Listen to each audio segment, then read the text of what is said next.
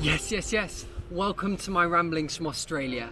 So around last October time, I was in the small Pacific atoll nation of Tuvalu, learning about the detrimental effects that sea level rise is happening, when I received a very cryptic but very exciting message from an incredibly knowledgeable and influential lady called Judith Fisher from Australia. The message read, "Billy, there is something very special I would like you to visit with Indigenous owners." This was very exciting for me. Throughout my time in the Pacific, I'd come face to face with Indigenous populations, seeing their feasts in Micronesia and spending time in villages in both Fiji and Vanuatu, where I was sort of blown away and, not gonna lie, quite envious of their connection and understanding of the natural world. Globally, at least a quarter of land is traditionally owned, managed, used or occupied by Indigenous people. And coincidentally, these areas hold up to 80% of the Earth's biodiversity.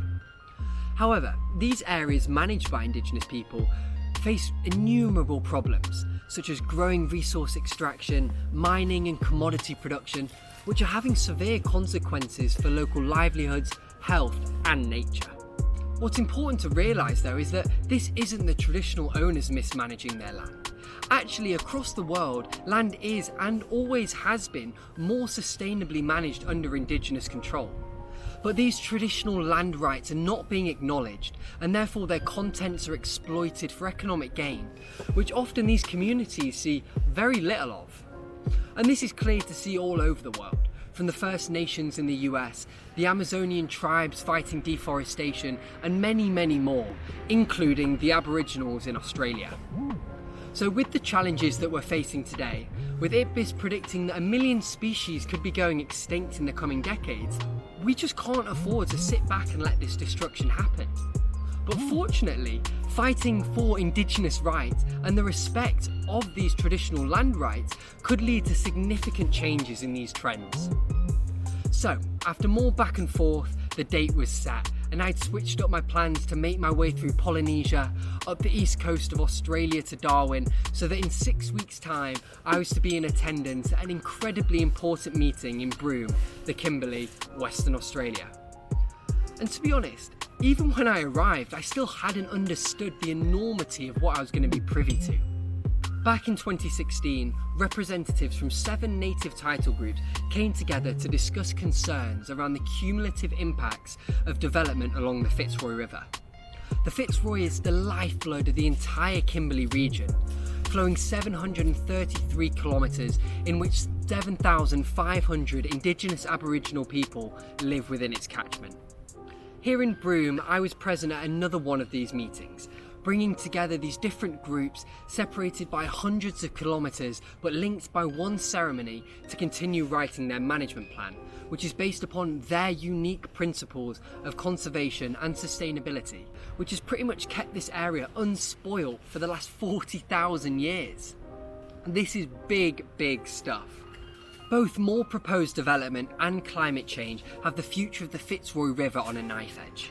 On one side, what the traditional owners are fighting for. The river remains as it is now, with sustainable development guided through traditional knowledge.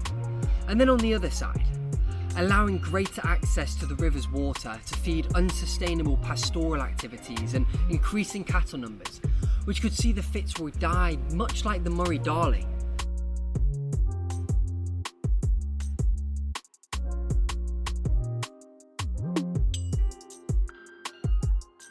The Fitzroy is already at its lowest level in 10 years. And what would happen if it was to disappear? Tragic for the rich and unique flora and fauna, with the greatest diversity of freshwater fish in the whole of Australia, including the prehistoric looking freshwater sawfish. But the river and its catchment hold much more than biodiversity. For those Aboriginal people, the river and surrounding country afford cultural, spiritual, familial and social connections, as well as being a part of their identity. Therefore, a management plan which can encompass all of these different values could be groundbreaking. The river has names and rivers have stories and rivers have songs. We sang and dance country, being there, visiting the place, and you're feeling the vibe. It's a magic feeling. My future generation's education of their identity. The river is life to us, special place where it heals, it gives us food, it brings people together, it gives us strength, it gives us our livelihood. We still use it as a place to heal and meditate, teach our children how to survive off it, and showing them about food sources. Judy and I spent time exploring the natural beauty of the Kimberley, which is rightly celebrated with an Australian Natural Heritage listing, recognising the outstanding value of the natural, historic and Indigenous stories of the region. And this was to help me better understand the stories which entwine Aboriginal culture to their surroundings by following an ancient songline of Lurujari Dreaming Trail. And these songlines are a record of history, and walking through the country has always been a way to renew and stay connected with their heritage and traditional skills. But it wasn't really until I was taken and introduced to the river itself by Ampelina, a visionary and inspirational custodian of the Martuwarra and chair of the Martuwarra Fitzroy River Council, that I really began to understand their beliefs which drive the obligation to protect the river. The rivers are the lifeblood of the nations, and what we see is water scarcity. We hear the stories of 2/3 of the world rivers no longer flow, that we're faced with 3/4 of the earth on water scarcity. The rivers are really, really precious, and what we're showing is that as Indigenous people, we've been guardians of this system from the beginning of time. Our ancestor actually made this river, and as he came down the river, he planted very specific trees that are like the whole of our world is totally reliant on them.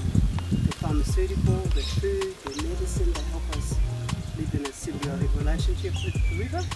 And so what we are showing with the evidence that we are building is that to some extent, as traditional owners, we own the water, not the state. We say the land is alive and it holds memory, and that we're part of the memory shift. So we don't think ourselves dominant of nature. There was a new feeling in my body being stood by the river, just absorbing the conversation I just had with Anne. A mix of healing, empowerment and optimism, as well as a sense of clarity and understanding of how special this place is, and even more so, how special the work that the council's doing. For now, I'm going to leave you with a message from Ampelina, who could explain this better than I ever could. Ramblings out.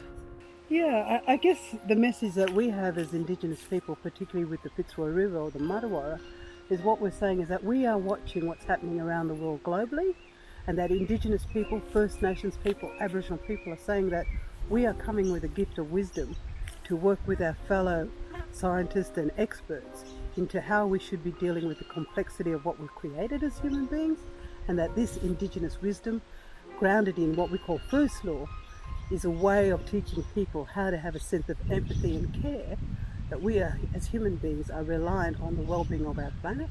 And so what we're trying to do is wake up people's consciousness to be able to reflect on what are the values, what are the ethics, what's the morality of how we should see just development. And that Indigenous people are coming not just with wisdom of how to manage and care for these places, but what some of the new economies could be.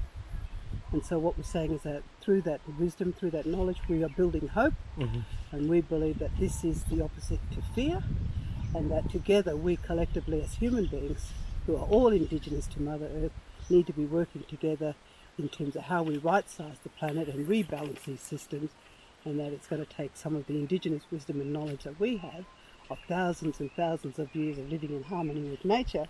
How can we bring that into ordinary everyday living, so that people can understand that we are heavily reliant on this system to keep our well-beings on track. And to keep up to date with everything, make sure you give all of these a follow.